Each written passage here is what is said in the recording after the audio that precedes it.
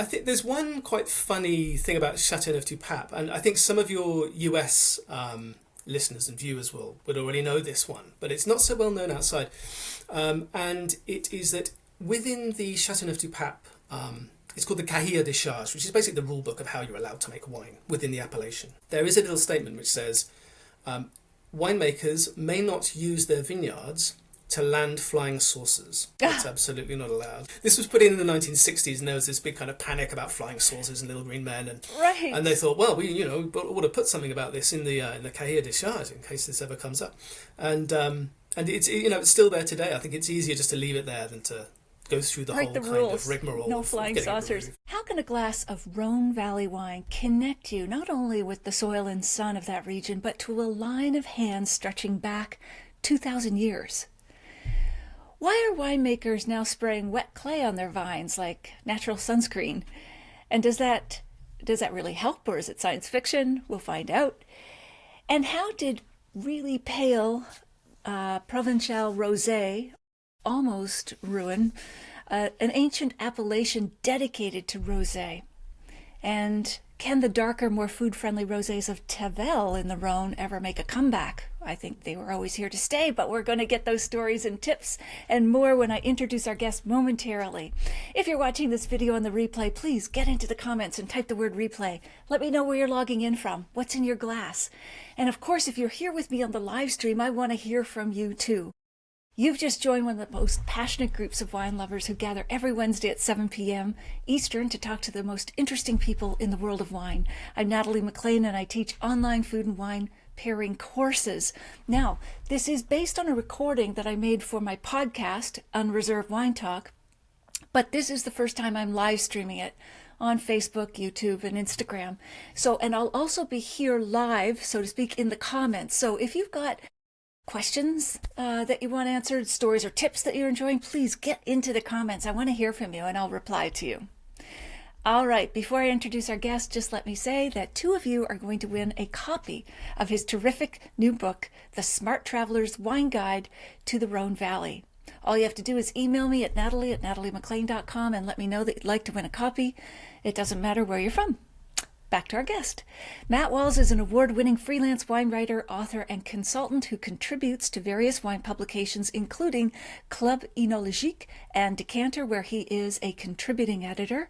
He also judges wine and food competitions, develops wine apps, and presents trade and consumer tastings. Matt is interested in all areas of wine, but definitely specializes in the Rhone Valley and is regional chair for the Rhone at Decanter Wine World Wine Awards.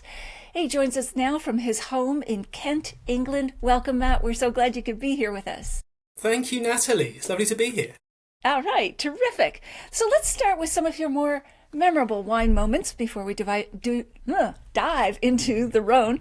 Tell us about when your family went for a picnic on the hill of Hermitage. Maybe tell us where Hermitage is in Rhone, but yes, certainly. So that was memorable for all the wrong reasons, sadly. So the hill of Hermitage is in the northern Rhone, at the kind of the southern pole of the northern Rhone, and it's this majestic hill which kind of rises up with the Rhone at its base, and it's this absolutely fabulous terroir. It makes some of my favourite wines in the whole world. And I was on holiday with my partner Louisa, who's now my wife, but this is shortly before, it was just after we got married. And, I love the Rhone. She's keen on the wines of the Rhone as well, so we went on holiday there. We went with my son Jay, who was about 1 year old at the time. And we wanted to go on a picnic one day. We were staying just near the hill of Hermitage. So I thought, well, why don't we go to the top of the hill of Hermitage? There's these majestic views, and we can sit down, we can have a bite to eat. So we thought we'd drive up to the top because we had Jay, he was a baby, and we couldn't really kind of carry him up the hill. So we thought we'd drive up to the top, and I knew you could get there because I'd been up there with winemakers in the past. But so often with winemakers, you're going up in a big 4x4, and I didn't really kind of think about the roads very much. So there is one house, there was one single private residence on the hill of Hermitage, and it belongs to Jean-Louis Chave, who at the time, and still is actually a great hero of mine, actually, to be honest. So we drove halfway up, and the road started getting a little bit bumpy, and we managed to beach the car on this hump right outside his house. And I couldn't believe it really, and I was trying to kind of push this car off this hump, and then my baby was crying in the back, and then the car started kind of leaking all this liquid, and I could see kind of movement from within the house. I thought, oh my god, no, don't come out now! It's going to be so embarrassing. The way you meet your hero. It's a really bad way to meet your hero, but fortunately I managed to get it off this hump, and we skipped the picnic in the end. Did you? Did you ever meet? J.L. Shaw? Yeah. So I'm fortunate enough to go and visit him normally once a year, so sometimes slightly more depending on what I'm writing about. But he's just an absolutely fabulous winemaker, and love his wines. Renowned, absolutely. That's great. I'm glad you escaped. And then you visited a producer in Crozes Hermitage. Again, was this with Jay again? And something else happened. Yeah, so this was the same trip, actually. So we were staying in Crozes Hermitage, which is the area. It's a little village just near the Hill of Hermitage. And we went to go and visit this little producer. We drove past, and it looked like such a charming scene, and it just looked like such a beautiful spot. I didn't really know the producer. It was a guy called Monsieur Ange. Ange means angel. Anyway, so we dropped in. We thought we'd kind of taste through some wines. We were sitting outside, and Louisa was wearing this lovely white dress, and she was holding Jay, who was in his nappies, and he's going to be mortified if he ever hears that I tell this story, by the way. And anyway, we heard this kind of rumbling noise, and this kind of little look on his face, and we thought, oh no, we know what's coming. But it was a big explosion, and it just kind of went all over her dress, and no. So we thought, oh no, what are we going to do? Let's just buy loads of wine as a kind of form of apology, and they were lovely wines anyway. Got at it. Did they have a barnyard smell to them? They do now. And then you visited Guigal. Yes, and this was another time where I have learnt not to take children to wineries. I don't know if you've ever been to Guigal. I haven't, but I love the fabulous wines. Yeah, great wines. But he has, if you go into the kind of main office area, there's some sofas where you can wait, and lovely art on the walls, and there's various different artifacts that they've kind of dug up from the vineyards or found kind of locally, including some of these beautiful old clay amphora. They're pretty big things, but in these little frames, and they're kind of standing up next to the sofas or whatever. And I can't remember whether it was the same trip or a different trip, but again, one of my kids was very young, kind of toddling around, and he knocks this amphora, and I just saw it kind of wobbling like this, and I thought, oh my god, it's going to fall over, and I managed to catch it just before it falls. But it absolutely scared the living daylights out of me. But no, I haven't taken any of my kids to see Guigal since then. You're going to write a separate book, Adventures on the Wine Route with Kids. Oh, I should do, shouldn't I? Yeah, how to travel with children. Yeah, don't do what I did. Yeah, that's great.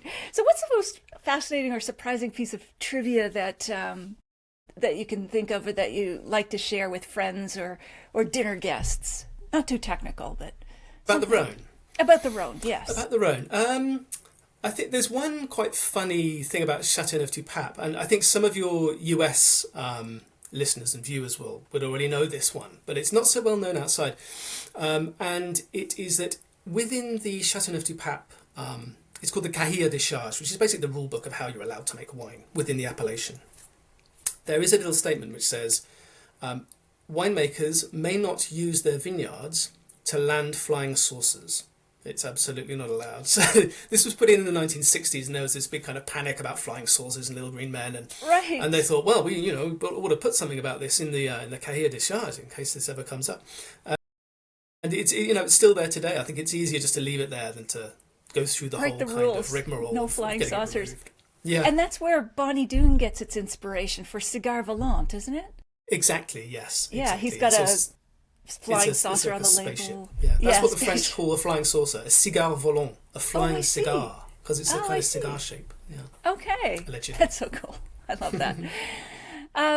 Now, give us a visual map of the Rhone. Where is this region within France? How big is it? Maybe tell us what borders the Rhone. So the Rhone is basically the growing area, it's in southeastern France, and it's between Lyon and Marseille. So Marseille is just there on the Mediterranean coast. So it's this whole area which kind of runs between these two major cities, and it's made up of two different regions. So there's the northern Rhone, which is relatively small, directly south of Lyon, and it runs kind of directly north-south. And then there's a little break of, I don't know, maybe 40 kilometres or so without any vineyards. And then there's the southern Rhone, which is much larger. And so if the northern Rhone is about 60 kilometres in length, the southern Rhone is about 80 kilometres in length. So lengthwise, they're about the same. Okay. But the northern Rhone is a very kind of tight area. So the vineyards really do overlook the Rhone itself. They're on the riverbank, which is very steep. In the southern Rhone, the area really spreads out among, loads of little tributaries, and it's actually much wider than it is long. So the southern Rhone is much, much bigger. So those are kind of the two regions. So they share a few grape varieties, they share the main river, but apart from that, they're actually very different. And what wine regions border them? Would it be like Provence or Languedoc or Exactly, yeah. So Bordeaux? directly to the north, you have Beaujolais and then Burgundy. Right. And when you think of the southern Rhone, to the west you have the Languedoc, and to the east you have Provence. Okay. So it's kind of in between those two regions. Okay, cool. And approximately, I know this will vary by vintage, but how much wine does the Rhone produce each year? So the Rhone, in terms of the AOC wines, the Appellation Contrôlée wines, so that's everything from the top crew of Châteauneuf-du-Pape and Hermitage right down to AOC Côte de Rhône, including areas like Ventoux and Luberon. So all of the Rhone Valley, all of those areas, creates about 350 million bottles a year. Okay. So if you compare it to, say, Bordeaux, so Bordeaux is slightly larger. So geographically speaking, the Rhone is actually a slightly bigger area, but Bordeaux creates more wine. So Bordeaux it's more like 450 million bottles a year. Okay. Yeah, that helps. The context. So a big region. Yeah. Yeah. Okay. So you write that when you talk about wine, you can't help but touch on local history, geography, culture, and traditions. When did you first fall in love with the Rhone Valley and realize this was the region you really wanted to specialize in? I think it probably goes back to the first time in fact, we go back to Hermitage again, the first time I tasted the wines of Hermitage. So before then, I drank loads of bottles of Côte de Rhone and occasionally Châteauneuf-du-Pape, which had been lovely.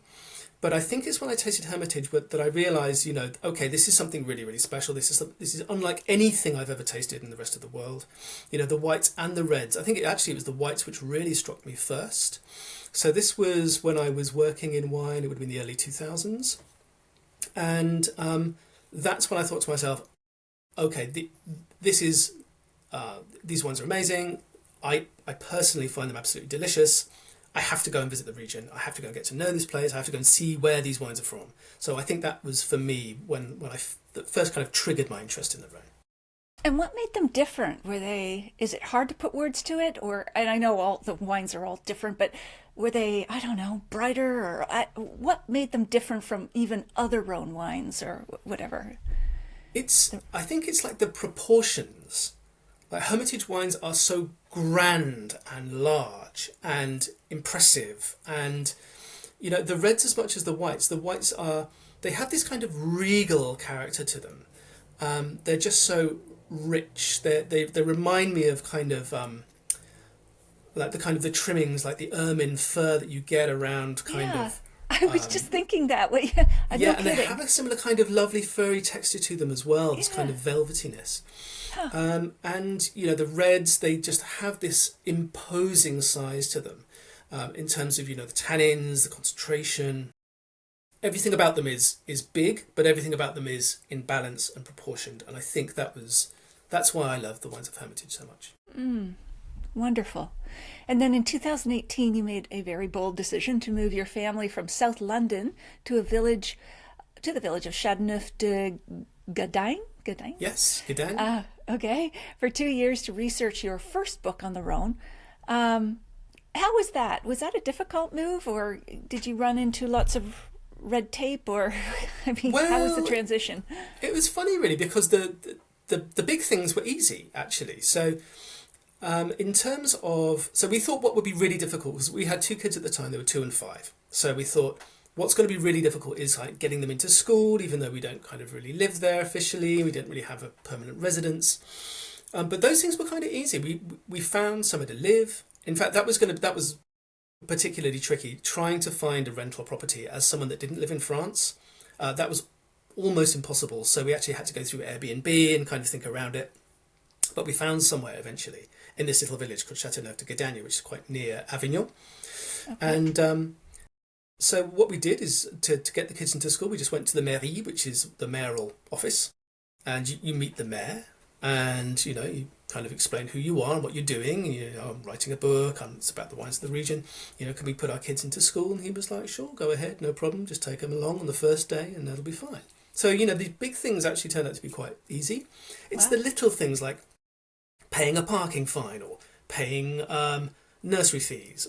So these things would take forever, and you'd have to go to the right office at the right time, and then you go at the right time, and then it would be closed, and then so you'd go another day, and they'd say, oh no, you need to bring your birth certificate and your this card and that one, and then they change the rules every time for these little things. So that's what used to drive me mad about France. But living there was brilliant. No, we had a great time. That's great. And you mentioned the book that the winemakers here wear T-shirts, not suits. Can you tell us about it, maybe a specific winemaker who embodies that down-to-earth Rhone spirit? Oh, so many of them. I mean, it's really, it's very much a contrast to, say Bordeaux or Champagne, where people are very well dressed. And when you do meet people, often, they'll be wearing suits, and it's a bit more formal. But in the Rhone, I mean, there are so many people who are just, it's pretty casual. You'll have a meeting, you'll just rock up to their cellar, and often it's their house as well. Like, for example, Domaine Allery in Queyranne is one of my favourite estates in the southern Rhone. But if you're going to go and taste there, you'll walk up to the winery, and you'll knock on the door, and you'll hear them coming down from where they live upstairs. And they've been making wine there since 1692. Their family has been making wine there, and there's this big chart on the wall detailing their whole family tree. But they're completely down to earth, so there'll be Denis Allery and his son Jean Etienne, and they might just be in from the vineyards, so they might have kind of carrying their tools or whatever, but it's the family. They've been working there for generations, and they're just so welcoming and so down to earth. And that's something that I love about the Rhone, actually. It's just that the people are so normal and so down to earth and so friendly. Awesome. Does that go for people visiting the region? Like, walking, can you walk into tasting rooms or wineries if they have tasting rooms? I'm not sure how it works in the Rhone. Many do, not all of them. It's more common in the southern Rhone than the north. But okay. I think, unlike some areas which are more geared up for wine tourism, it's always worth getting in touch with them first. So give them a call, send them an email. You may need to know about kind of, can you park your car there? Or, can you take your kids there? Or, at what time are they going to be open? Because in France, let's not forget, lunchtime is sacred. So if you turn up anywhere between 12 and 2, it's going to be closed. Right. So, there are things like that to remember. So, often there are tasting rooms, but you do need to call in advance to be safe. Okay. All right. Well, we've already started getting into a bit about what makes this new book different in terms of practical advice in visiting the Rhone, but tell us in a nutshell what the Traveler's Wine Guide to Rhone. I'm probably mixing all the words now. But I do too, don't worry. It's like, okay, let's just get there.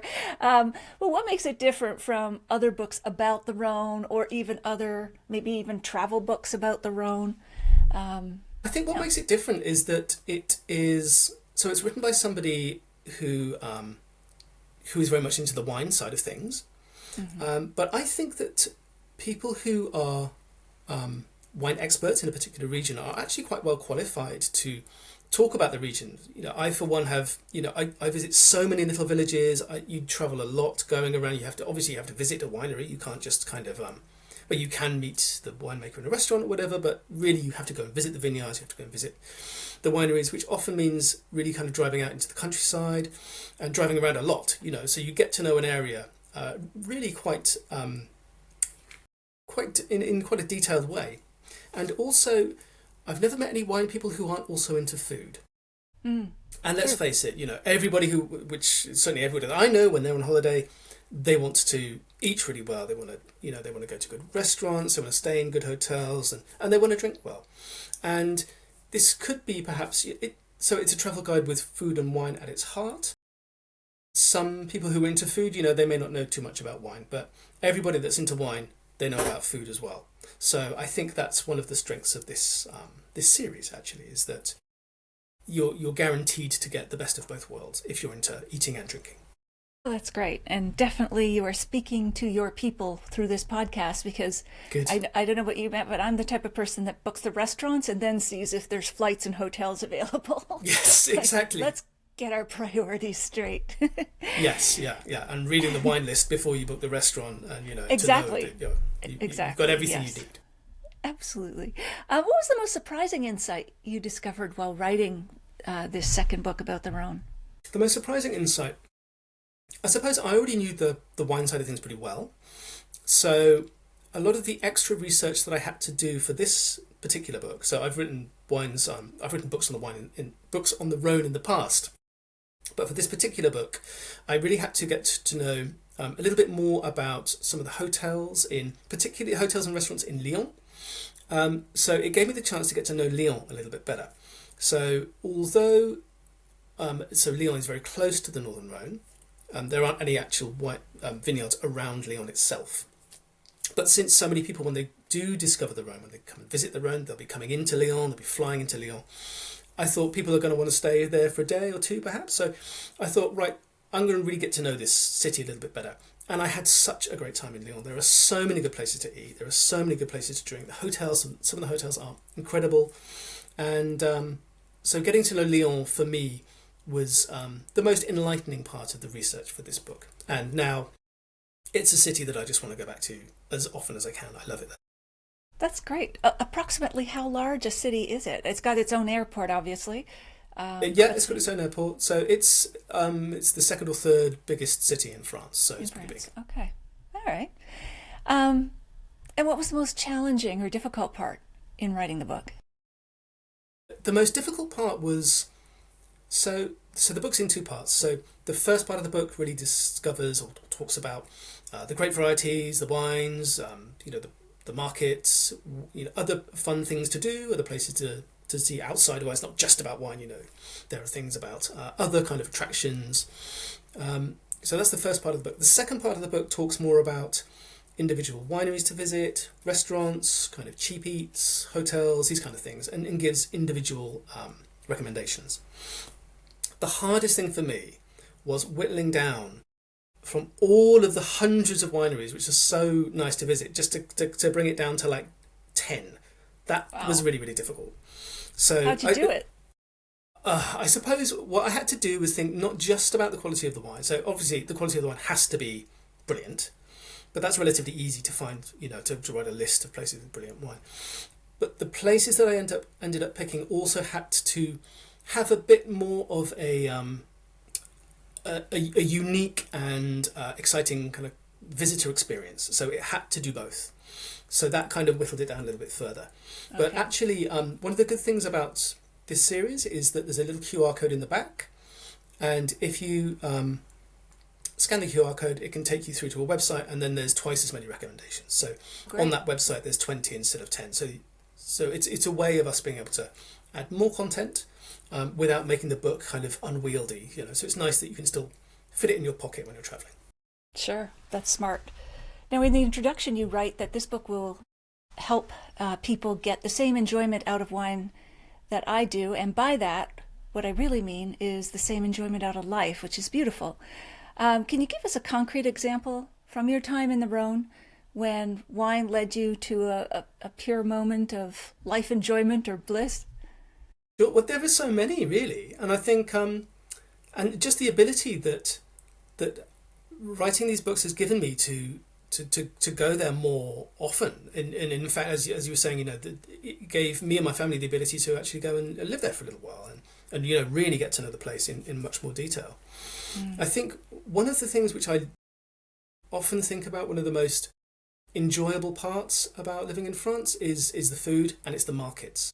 So there was a market near where we used to live, and all of the food in that market, during the summer it's on every day, but the rule there is that if you have a stand, your fruit and vegetables had to be picked that day. Oh. So it was that kind of freshness of food, and I think that, you know, the way that getting into wine has also helped me enjoy such brilliant food as well. You know, it's not kind of highfalutin stuff, it's just extremely delicious fresh produce. You know, it's been nice that it's been able to kind of bring me to these other things in life, which is so lovely as well. Terrific. And you quote Pliny. Is it Pliny or Pliny? Pliny! And follow the papal court to Avignon. What was the most revealing archival detail or menu from the papal feasts that might help us imagine how the wines were actually tasted and served back in the day? Yeah, so the papal feasts were amazing. So I remember reading one list of all of the things that they were having at one of the... So this was at in Châteauneuf. So Châteauneuf-du-Pape. Okay, let's go back. So in Avignon, there is the Palace of the Popes, which so the Avignon papacy lasted for about 70 years, and there were 7 popes which used Avignon as their seat instead of Italy. And so Châteauneuf-du-Pape is about 7 kilometres further north, and it's like their kind of summer palace, like their party palace. And so they would go to their summer palace, you know, the Pope and his entourage, and they would have these amazing feasts. Did they pick up 2 popes en route? If there were 7 popes in Avignon, and then Châteauneuf the 9? It was one after the other. So they just didn't last very long. Okay. All right. And just seeing the stuff that they ate is just amazing. You know, there'd be a list of like 41 pigs, 75 woodcocks, 73 guinea fowl, 18 rabbits, and just like all of it was like this kind of woodland massacre. It was terrible, but all of which go really well with red wine, actually. So whether they chose the area because because of the food or because the wine went with the food, I don't know. But yeah, they ate very well. Wow. Huh. Now, coming to a bit more recent times, you described the devastating February 1956 frost when temperatures dropped to minus 20 degrees Celsius and people heard, quote, the sound of screaming from the trees as the sap froze, splitting their trunks. Holy moly. Paint us a picture of what the southern Rhone landscape looked like after that event, and if you can still see the effects of that devastating freeze today. Well, So 1956 was it was a turning point in the way that people lived and worked and farmed in the southern Rhone. So before that point, it was very much a kind of polycultural land. So in these individual estates or domains, people would have some olives, they would have some grapevines, they would have some fig trees, they would have some carrots, they would have some wheat, and different people grew different things, tomatoes, aubergines, courgettes, whatever. And so it was kind of mixed agriculture. But after 1956, so this really wiped out the olive trees, and the olive oil is so important to the region, and it was very important for people's livelihoods. So the problem was they could just have replanted the olive trees that got wiped out, but the problem is that they would take about 10 years to bear fruit, and people needed something that would give them a crop immediately in order for them to survive. So something which they knew they could sell easily, something that travelled quite well, something that kept quite well, and something that would give a crop quickly was grapevine. So people went from this kind of polycultural way of life to a very kind of it became quite a relatively monocultural climate and relatively monocultural landscape. So that was a big turning point in the modern history of the Rhone region. And then you talk about Baron Leroy de Boismeret, a lawyer and owner of Chateau Fortier, created the first official wine appellation in France in 1936. You describe how neighboring winemakers implored him to stamp out fraudulent labeling. What motivated this Leroy, Baron Leroy, to do so? And what can you tell us about his personality? He was a fascinating man, full of energy. So he married into Châteauneuf, actually. So he married the daughter of the owner of Chateau Fortier. So by this time he was already a lawyer, and he was just a man that was full of energy. And I think he could also see that that the wines of Chateauneuf, people would just stamp Chateauneuf du Pape on a bottle and sell it on, even though it was made in, neighbouring areas which perhaps weren't so great.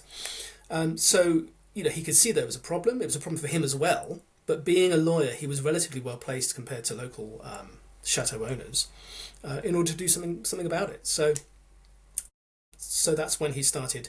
Basically, what he did was kind of drew an area around the best vineyards of Chateauneuf du Pape. He looked at what grape varieties were most classic, and he said, okay, well, these are the grape varieties that we're going to use. This is the area that we're going to say, that Chateauneuf du Pape can be made in. And those were the two kind of main kind of details I think that needed to be organised first. But he was a man of great energy.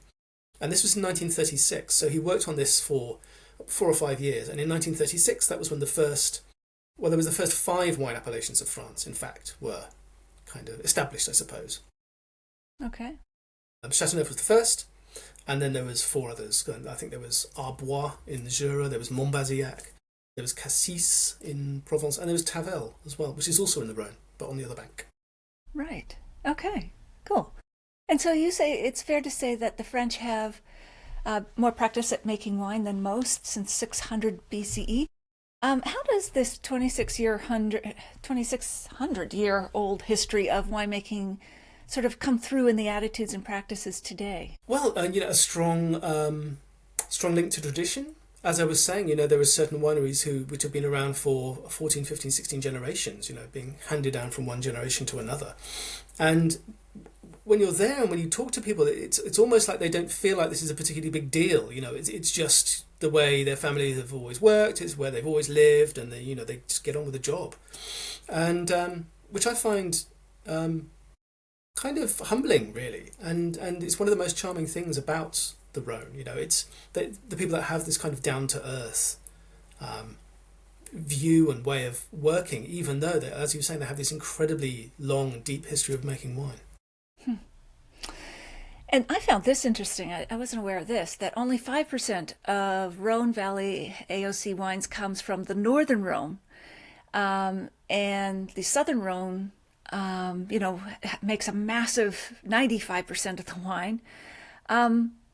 Do you think that's something most people aren't aware of? And you also say that the Southern Rhone lacks self-confidence, even though they're the dominant producer. It's funny, isn't it?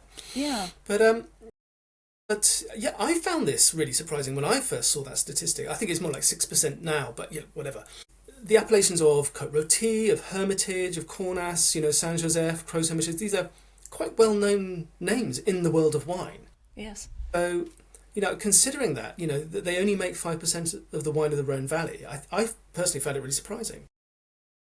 And I think in the southern Rhone, Chateauneuf du Pape, obviously, it has this great history. It's very well documented. It's been making wine for hundreds of years. It's been exporting wine for 200 years, which is quite unusual. So the people of Chateauneuf du Pape and the winemakers of Chateauneuf du Pape, I don't think they lack self-confidence. They know what they have. They know what they can do. They know how good their wines can be. But I think sometimes their fame can slightly overshadow some of the other crus which surround Chateauneuf du Pape in the southern Rhone. And some of them, like Gigondas, for example, are beginning to kind of come out of the shadow of Chateauneuf du Pape a little bit. But there are still so many other kind of smaller appellations which aren't so well known that certainly can create absolutely brilliant wines. But sometimes I don't think they quite realise what they have, Right. Well, it reminds me of that whole north-south, whatever you want to call it, dichotomy. Like you even look in Italy, you've got the Piedmont and Tuscany, and then you've got Sicily and Puglia. And like there's a bit of a north is fancy and high end, and south is country rustic. Yeah, I wonder why this is. I mean, maybe it's something to do with the heat. Maybe it's something to do. I don't know what it is, but yeah, as you say, arguably it's the same in Spain as well. So yeah, mysterious. Okay. Now, you described Northern Rhone as closer in spirit to Burgundy than Chateauneuf. Maybe for listeners who don't know Burgundy, or who do know Burgundy but haven't explored Côte Rôtie or Hermitage, what specific similarities do you think would surprise them? So Northern Rhone, So for a start, one of the big differences between the Northern Rhone and the Southern Rhone is that the Northern Rhone, they only use one red variety, one red grape variety, which is Syrah. In the north, they have this whole smorgasbord of different grape varieties, and the culture there is to blend. So that's one of the similarities between the Northern Rhone and Burgundy, is that they have a single red grape variety, like Pinot Noir. Also, they have quite a kind of a single vineyard way of working. The estates tend to be very small in the Northern Rhone compared to the Southern Rhone. Part of this is because a lot of the Northern Rhone are very kind of tightly sloping, very difficult vineyards to work. But I think this kind of small holding, single vineyard, kind of single parcel way of working is certainly more Burgundian than the south, I would say. And yeah, a little bit more, more akin to Burgundy, I suppose. Okay. But the wine styles would still be very different, Pinot Noir and Syrah, like in terms of weight and I suppose body. so, yeah. I mean, I don't find them to be hugely different. And Syrah tends to be relatively medium-bodied, quite fine, quite transparent. Often it works quite well with oak or not. People will use whole bunch, which quite commonly in the Northern Rhone, which again is kind of quite fashionable in Burgundy as well. They're both quite savoury, food-friendly styles. I suppose the wines of Hermitage and Cornas can be quite big and tannic, and they're a little bit different, but certainly Côte Rôtie, I would say, is in its fragrance and its lightness and its delicacy, it's not a million miles away from the wines of Rhone Romandie or Maurice Saint-Denis. Okay. Now the galettes of Rouet, mystery, forgive my French, the famous pudding stones, those rounded stones that absorb all the heat of Châteauneuf du Pape. They're described in vivid detail. Can you explain the tactile experience of walking through a Châteauneuf du Pape vineyard, or what the stones feel like underfoot, or even if you're holding one? Yeah, sure. And they're amazing to see. I think when you see them for the first time, you hear about these galets roulés, these rounded stones, and they vary in size. I mean, they can be between the size of your fist to the size of, I don't know, what's that, to maybe even the size of a kind of small cushion or something. Uh-huh. But when you actually see them, just in the vineyards for as far as the eye can see, they're quite visually quite striking. And How when you did they try get and walk on formed? them, Was it the seabed that rounded out these rocks, or? no, they came down from the Alps originally. Okay. So it was when the Rhone it rises in Switzerland, it rises in the Alps, and then it comes down. So it travels west into France, and then it goes directly north. Throughout history, the Rhone has been much larger and more powerful, and so when it was more large and powerful, it brought down huge amounts of material that it tore off the Alps, and it deposited it in various different places around the southern Rhone, mainly in Châteauneuf du Pape. So that's where these things come from originally, and eventually it was from the movement of the river, from them grinding against each other, and also from just weathering, that they kind of achieved these kind of rounded shapes. And but yeah, they're very striking to see and difficult to walk on. I mean, you can quite easily turn your ankle, I think, if you're not careful with what you're doing, and that's why it's so difficult to use horses on them, because horses can quite easily break their legs on these big rounded stones. Okay. And how do they impact the way winemakers work the vines? In different ways. So often, if you're in a vineyard of Galets Roulés, what you'll see is just these bush vines. So that's the most common way of training vines in the southern Rhone, particularly in Châteauneuf du Pape. So Why is that? Why don't they do the trellising? you do see a bit of trellising, but with Grenache you don't have to. So they're naturally self-supporting. Oh, okay. So with Syrah, for example, you do have to train it on wires because it just grows like mad, and otherwise it would just be flopping around all over the floor, and you need to lift up the foliage in order to get it exposed to the sun and get the grapes off the ground. Grenache, it doesn't grow quite so in quite such an exuberant fashion. It grows a little bit more slowly, and the trunks get a little bit thicker. So that's what you'll tend to see, but they're much harder to work as well. The thing about those bush vines is that you have to kind of tend them in a 360 degree fashion, Okay. rather than trellised vines, which you kind of have to work on kind of both sides, but without kind of working around it 360 degrees. But the Galets, yeah, they are troublesome and they are difficult to move and they take a lot of strength. So yeah, I wouldn't like to work on them personally. That takes a lot of work. And do they serve? I think I've heard that they absorb the heat of the sun and then release it at night. So does that help with Yeah. ripening? Yes, basically, yeah. So this is what they say, and I think there is a degree of truth in it. I mean, if you go in during the day and you pick up the Galet, certainly the first layer of Galet, they will be quite warm. But if you go in at night, and you pick them up, they don't really feel warm anymore. So, I mean, they may radiate heat for a little while, but, I don't think they kind of keep it stored, overnight. I think that's a bit of a myth. Okay. And actually, there's no problem ripening grapes in the Southern Rhone these days. So I don't think that would really be of much benefit. I think increasingly people are looking for freshness rather than additional warmth and ripening. That's true.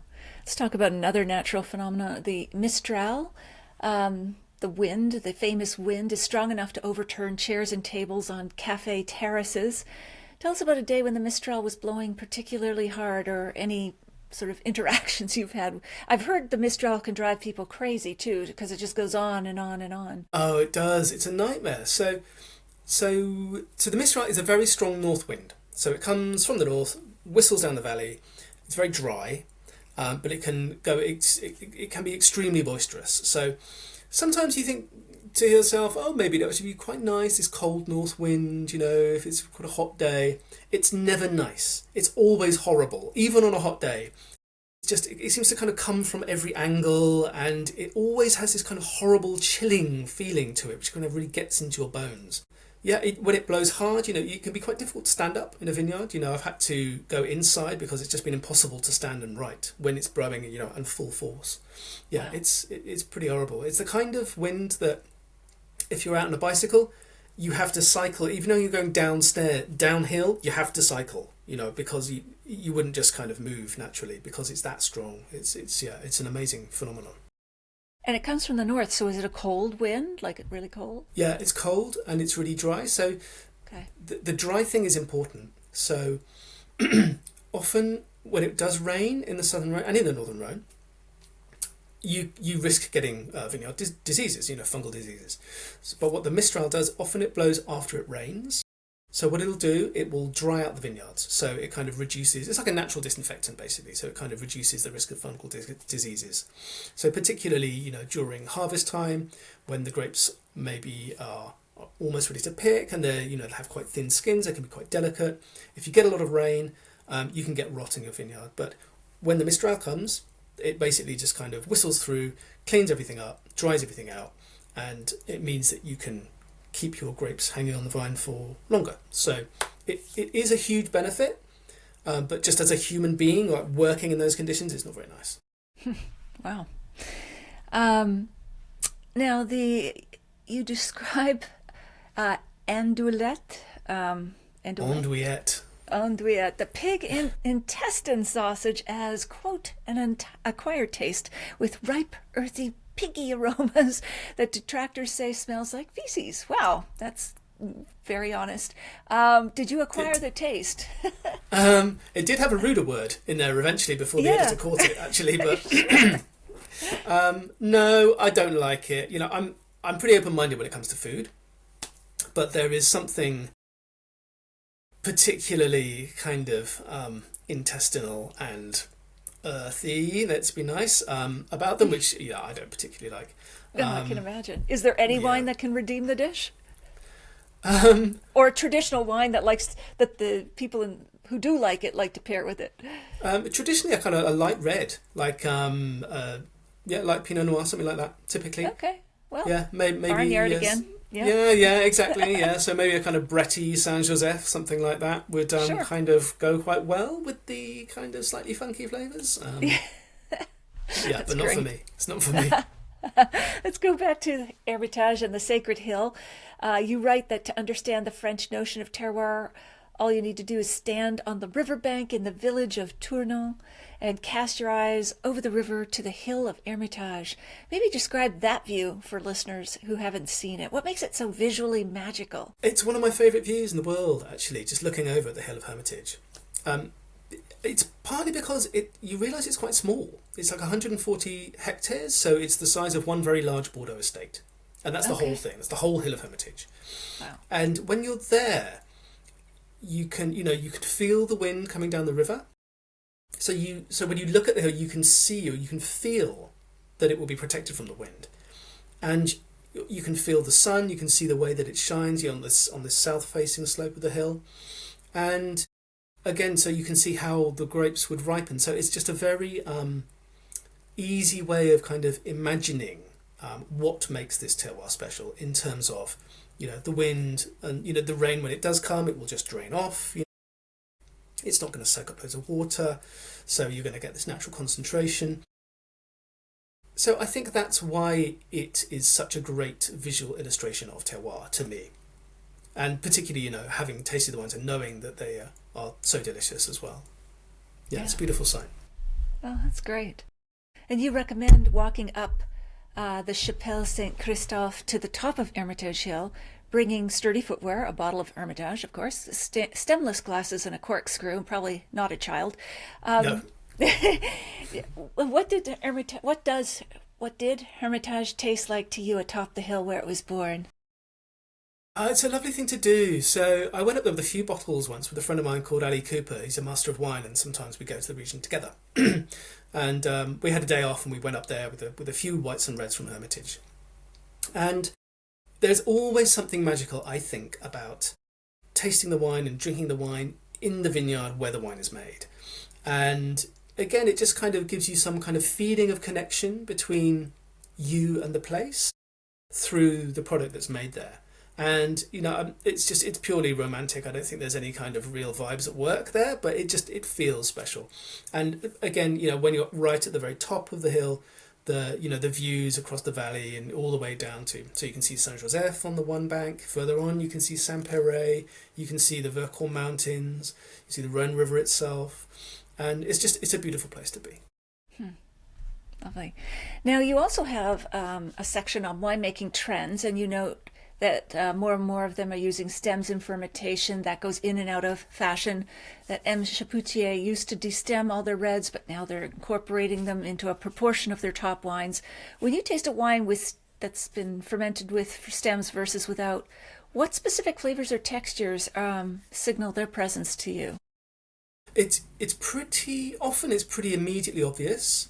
So it kind of depends. So if a winemaker is using 100% whole bunch in their Syrah, say for example, I mean, you could just use a small proportion of the stems and it might be a little bit harder to discern, but if they're using 100% whole bunch, right from looking at it to begin with, often the colour will be a little bit less deep, so it'll be slightly paler in colour.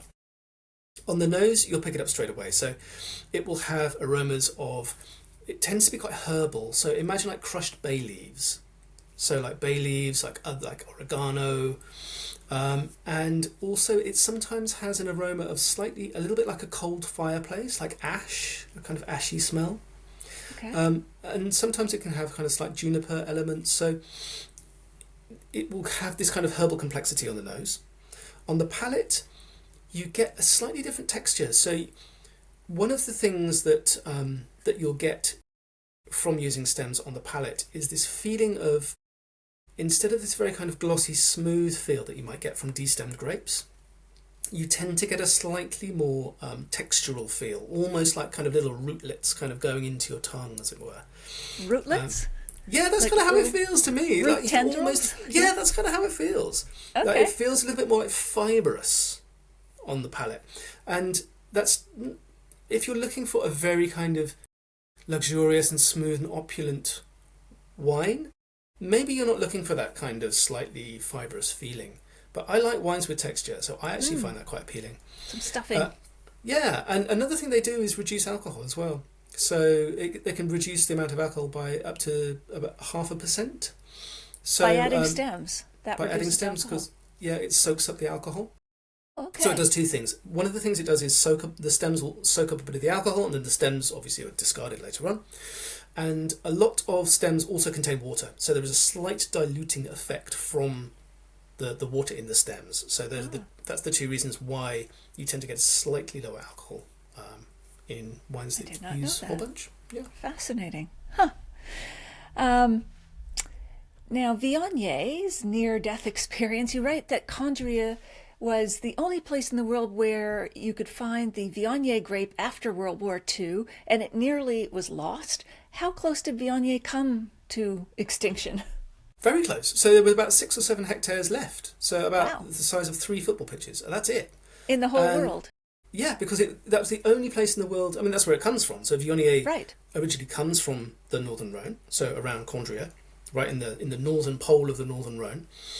And that was the only place you could find it in the 1960s. And after the Second World War, a lot of the vignerons died.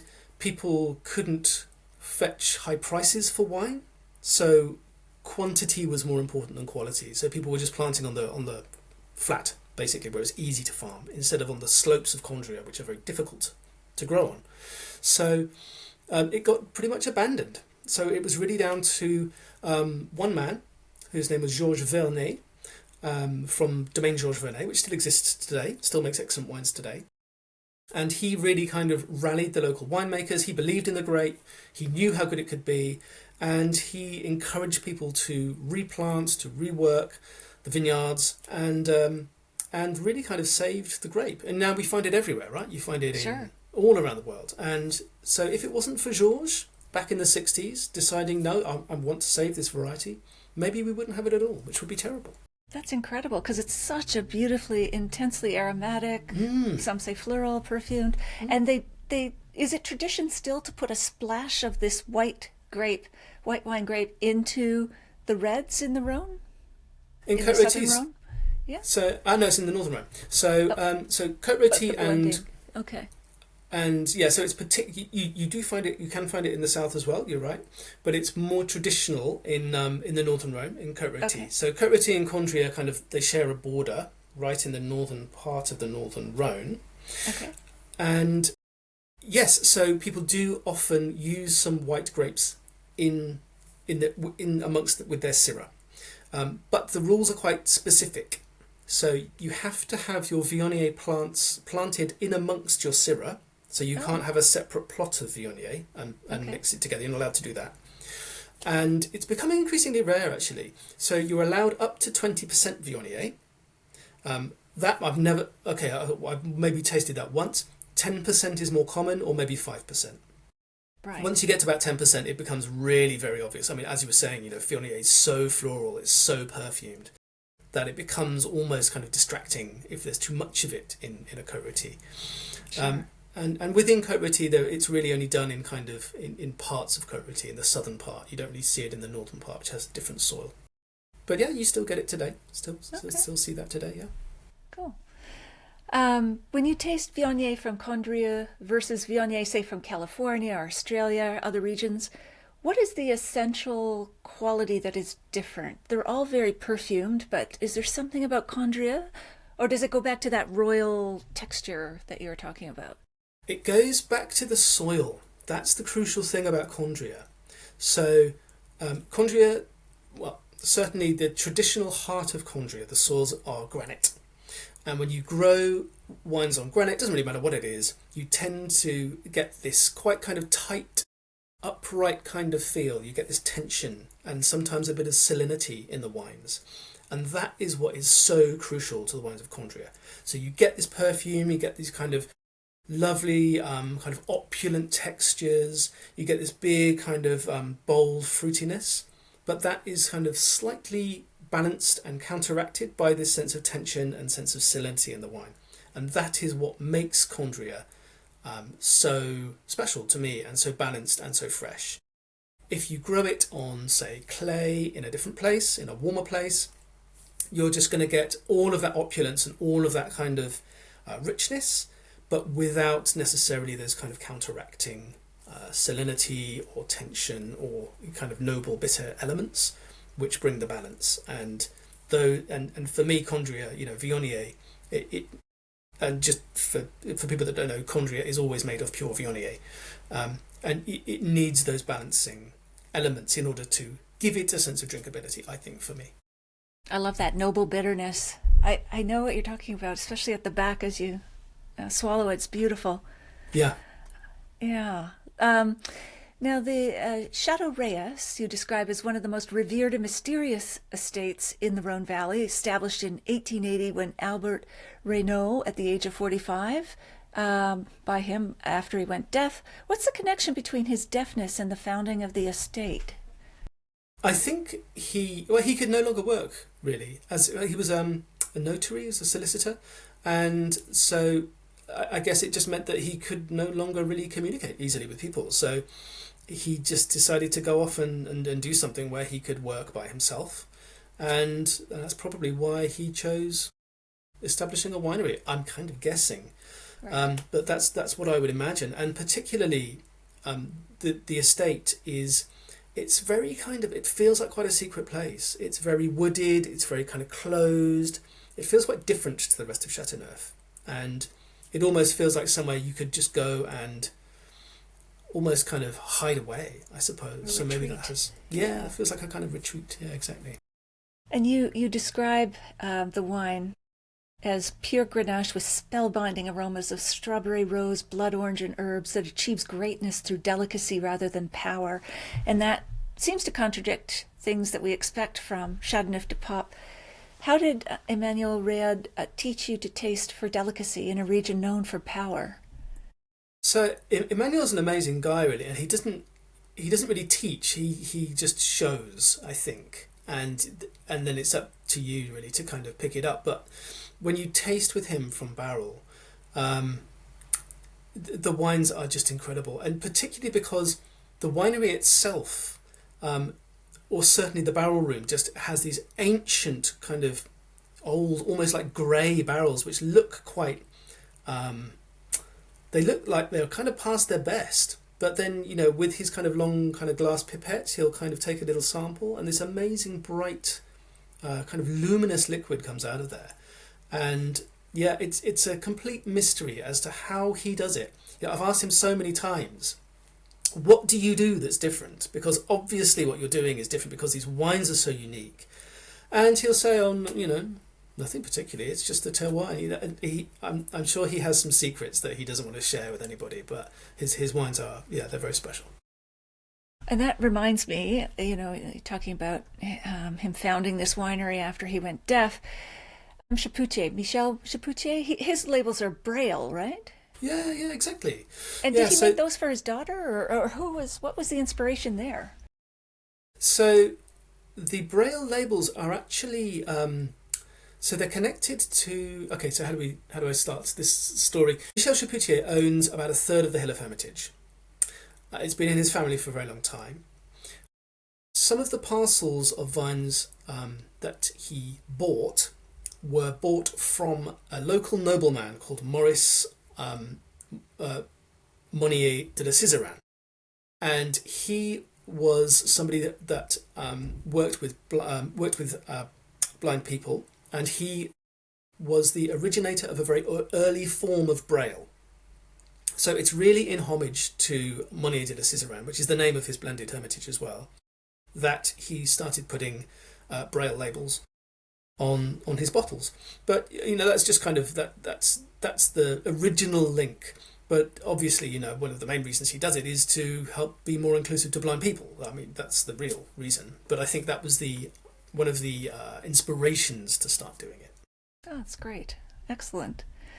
Now, you say that the 2022 vintage broke several weather records. It was one of the hottest and driest since records began, and yet the wines weren't, as we would expect, jammy, boozy monsters, because vines went into security mode during these extreme conditions, you say, and stopped ripening.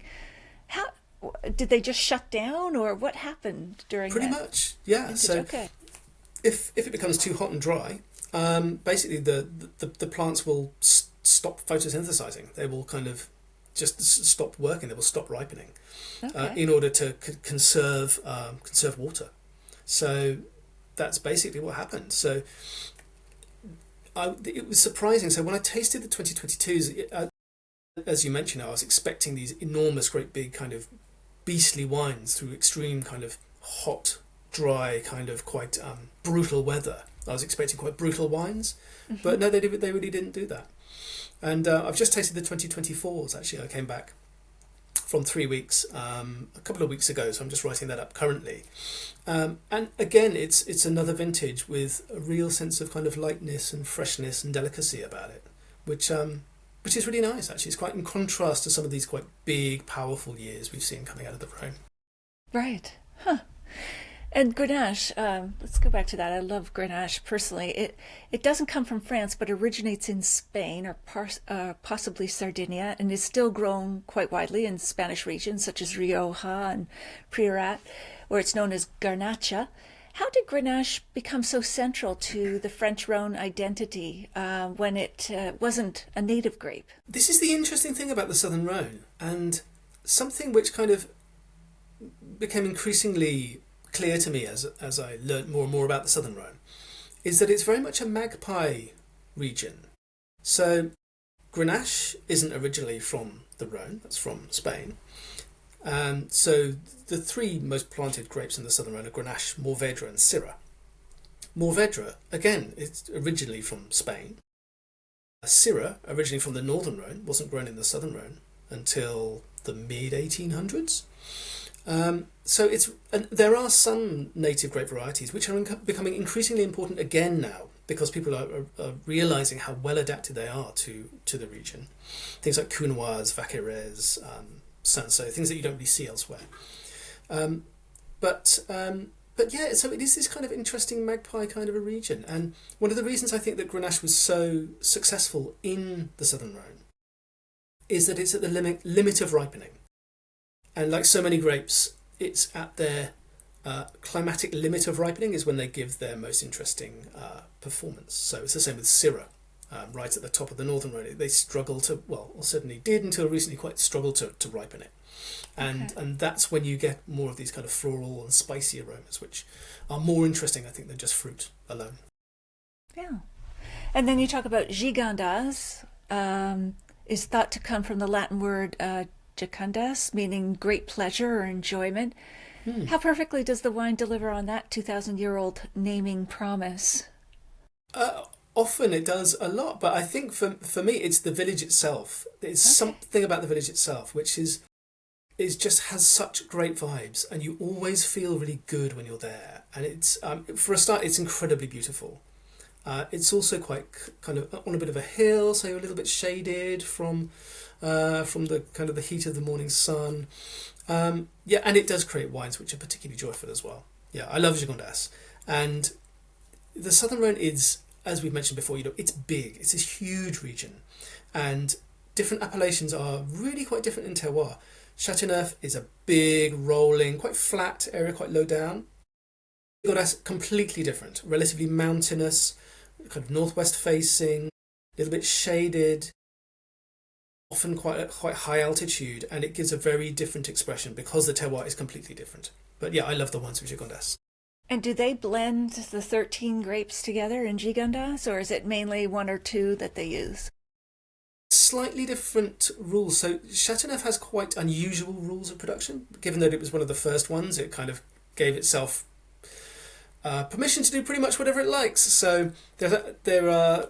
It depends how you count the grapes. So you could say there's 13, but if you count all the different kind of colour declinations, so if you count Grenache Noir, Grenache Blanc and Grenache Gris as three different grapes, for example, there are other declinations of other colours within other grapes, and you'd get to 18.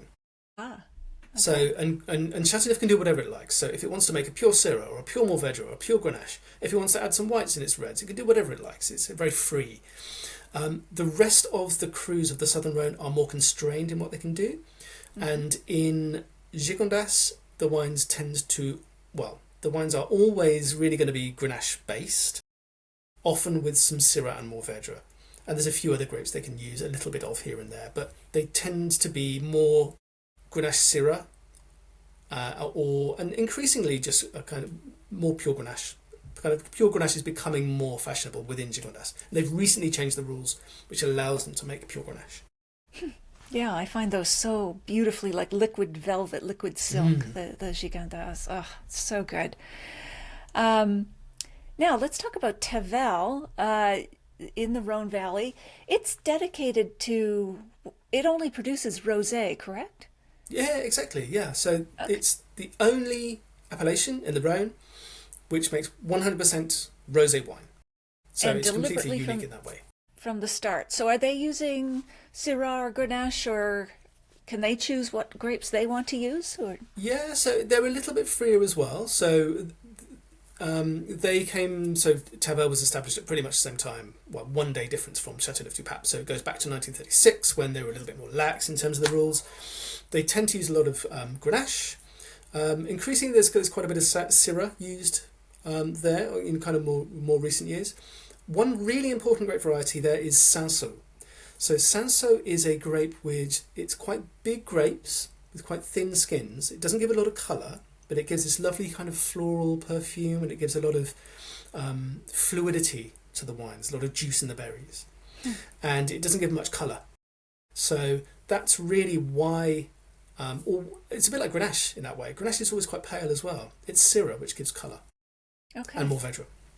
So when you're using a lot of Grenache and Cinsault, you're going to end up with a wine which is a little bit more pale in colour. And in many ways, Tavel is it a rosé? I don't know. I mean, some people would describe it as a claret, which is like a pale red. okay. And for me, it's a different thing. I think describing it as a rosé, today our idea of what a rosé is quite narrow. Yes. We think about kind of very pale, very dry Pale, wines. Provençal, yes. And that wasn't always the way with rosé. Rosé used to be a broader church. And I think, it's more helpful to think of Tavel as almost like some kind of space between rosé and red. It's like a pale red, really. That's interesting because it's my go-to personally. Like I drink more Tavel rosé than any other wine. Maybe I should admit that, being a Canadian. But it just, I just find it has all the flavor of a red wine without the heavy oak or tannin. Now it can be alcoholic, but I never feel that because it's chilled. But I find it incredible. Chateau de Caria is one of my favorite. I don't know if you've tried that one. Yeah, absolutely. Yeah, they're very, very good. They were bought by Gigal a few years ago. Okay. And they've slightly changed their range, but the wines are still brilliant. And yeah, I love that wine. And they age really well as well. I mean, I don't know if you've ever tried an older Tavel. I haven't. They do interesting things as they get older. What happens? Well, they take on this kind of slightly, almost like a Madeirized flavour, like a kind of slightly, like a touch of burnt sugar. Okay. And they take on other kind of spices, like roasted spices, sometimes little gingery notes. They do all kinds of things. Like kind of potpourri, like dried rose petals. It depends on the wine. But they are famously extremely long-lived. And you can still find Tavels that go back to, rosés that go back to the 1960s, 1950s, that are still really good today. Yeah, they age amazingly well. Oh, okay. Yeah. Well, I always thought, better finish this off within the vintage, like all rosés, but I'm going to experiment with that. I'm going to age some of them. Yeah, keep a couple back. Yeah, keep a couple back for like eight years or so, and then try them then. That will be interesting, if I can resist. Yeah, I'll just have to keep well stocked on the current vintage.